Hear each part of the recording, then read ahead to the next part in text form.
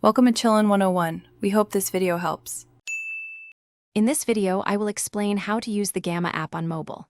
First, download the Gamma app from your mobile device's App Store, whether it's the Apple App Store or Google Play.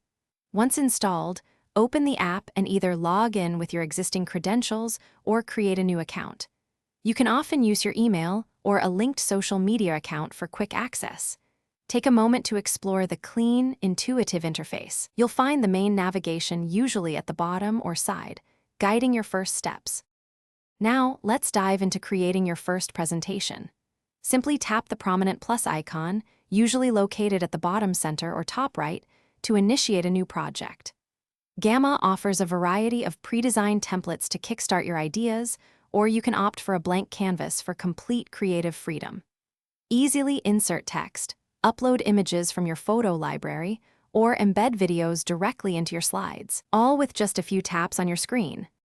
Customizing your presentation's look and feel is incredibly simple on mobile. Explore the diverse range of themes and font styles available to match your brand or personal preference. You can easily adjust text size, change colors, and set alignment to ensure your content is perfectly readable and visually appealing.